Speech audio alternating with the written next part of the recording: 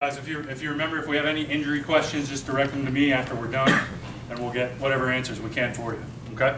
And Sally did a great job when she designed this building as an architect. She didn't put in enough elevators. So, and if she needs to hear that, I'll tell her. Don't you all tell her I said that. So, I thought the day was good.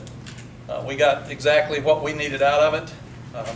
I was afraid there'd be nobody show up with all the weather issues, and weather cleared for us and had a beautiful day. In fact, it got hot and humid. We've been inside most of the time, so I thought the guys withstood the weather pretty well. Also, we're a much better team today than we were practice one, so we are improving. We're not near where we need to be. We didn't have enough depth today to do the live kicking game stuff, so that's something that in the fall we have to do, and we'll be a better team this afternoon after the scrimmage than we were this morning, because we had so many guys that were injured on defense that will be playing when we start August 1st. And then you add all the new signees, so we'll have some depth, and we'll just have to use a lot of young guys to create that depth. We've got some on offense. We have absolutely none on defense, and that's a real concern.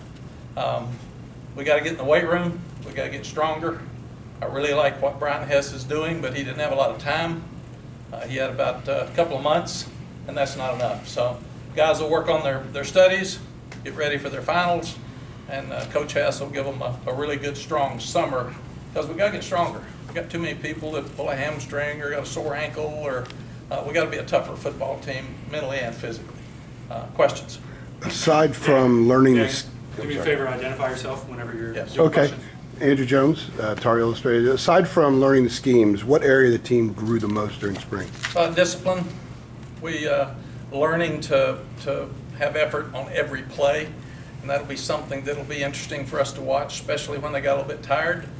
We had a lot fewer penalties today than we had the first day of practice, and that'll help us win some football games. There were 2 turnovers, one loose ball with a running back and 1 interception that was probably a sack before he threw the ball. But we've got to force more turnovers on defense. We've really protected the ball real well on offense throughout the spring. So turnovers, discipline, confidence. It's a more confident team today than it was when we started. Been tougher, not getting a sore and coming out. We never want a guy to play when he's injured. He's got to play through some pain, and we've got to learn to do that. And we've got an older team and then a lot younger guys with them. So we've got some good seniors, but a lot of young guys that have to play, and they have to learn to get tougher. Greg Barnes in South Carolina. Matt, given that this is a process, did you accomplish what you hoped to accomplish during these 15 spring practices? Yes, Greg. We had no clue who we were when we got here. I've said it a number of times, but the early signing day puts the new head coach in a tough spot. You don't know your team. You really don't know what you've got. You don't know your deficiencies. You know how many scholarships you've got, but how many of those guys can play? It's not your numbers as much as it is guys can play. So they said, well, we're going to take, we got 5 defensive backs, we're going to take 5 more. Well, if 3 of them can't play, you got 2, and 3 guys that can't play. So now we know who we are. Through spring, we know where every player should be, and we'll sit down with them on Monday or next week. Not all on Monday, obviously, and we'll start having an interview with them after spring interview. We'll be very direct and very honest with them, and we'll tell them, here's what we like, and here are the concerns. Here's where we think you would be right now. We're going to try to tell each one of them how many plays you would play in a game right now, or you wouldn't play, or you're going to get a bunch of plays, so you need to get in shape, and then try to build our board from that standpoint. We still don't know enough about the quarterbacks. I think all 3 of them are good. And you can see today there's some flashes with all 3. This is a difficult offense for the quarterback. It's simple for everybody else, but he's got a lot to do. So we told the quarterbacks, take the pressure off of who's going to start, who's going to play, it doesn't matter. And then in the fall, you'll have all summer to work on the offense. In the fall, we'll start figuring out who gets the ball in the end zone the easiest and the fastest. And I think that's fair for them. Everybody else, we can sit down and say, here's what we like, here are the concerns. Right now you'd play this many plays, and here's why you'd play that many plays. So we know who we are better right now than we did 21 or 20 practices ago. And it's much healthier now. It's miserable when you're not sure who you are. That's just miserable. You know, everybody's saying, well, what about your defense? I said, I don't know. You know, and we can't go back and count last year. You can't, because it's a new staff, it's a new scheme on both sides of the ball, so we really don't hold last year against any player if he didn't play well, and we don't compliment a player last year that played well. They had to start over. Mack, Aaron Beard with the AP. Since you're bringing in quarterbacks, and I know you're going to study the film from all this, how did they handle sort of trying to understand and, you know, during the installation? I imagine there were some good days and bad days, and it could just kind of fluctuate for all three of them. There were too many interceptions early in the process, Aaron, and I was concerned about it. I think Coach Longo was right. He said, let them learn the offense. Let them learn what to do. And they'll pull it back in. They were probably trying too hard early, trying to up the other one early, and that's why we said, forget it, just play. We just want you to play. And we did a smart thing. We took 4 days to put the offense in and then started back over. So the second 4 days of our 8 were to redo everything. So we started from scratch with the second round, and we didn't put anything in that a lot of things unusual we're going to use in the fall. There was no game planning, and I thought the offense handled all the blitzing really well, because Jay Bateman's defense blitzes every play. I mean, there's somebody coming every play, and you don't know who they are. And I've never had an offensive staff that went through a spring without griping about how much the defense was blitzing. Coach, we can't even work on our stuff, man. They're blitzing everywhere, and this bunch didn't care. They just said, we're going to run our offense, and this is who we are, and it's what we're going to do. So both sides got along really well. And I thought it was really good for our defense to have to see an offense that's got so many different packages within it, because there's so much misdirection. There's so many plays that look like sucker plays that it looks like you're running a counter and then you're rolling out the other way and hitting somebody in the flat. So it was really good for our players to see both sides of it. But I think our quarterbacks are in a good place. You know, with the transfer portal, everybody gets mad and leaves now so quickly. We want to give all 3 guys a chance. And I told them I would recruit all 3 of you guys in Texas if I was there. If we had to start over here, I'd do the same thing. I think they're all 3 really good. Brett Friedlander, North State Journal. Without going into too much specific, what is it about the offense that makes it so difficult for the quarterbacks to learn? I think because there's it's all of the air raid passing attack that Mike Leach started and Lincoln Riley started, Cliff Kingsbury started many years ago, and we played against it every year at Tech. I had either Mike Leach or Cliff Kingsbury for 15 years. And the only thing I always thought is if they could ever put the power running game with that, it'd be really tough, and that's what they've done. So it's a powerful power running attack with a lot of misdirection and a lot of short passes that they can tag onto a run. And if you like the pass better than the run, you don't even have to change the play. Quarterback does it, and he does it all. So the quarterback's got to have a great grasp of what's happening with the play.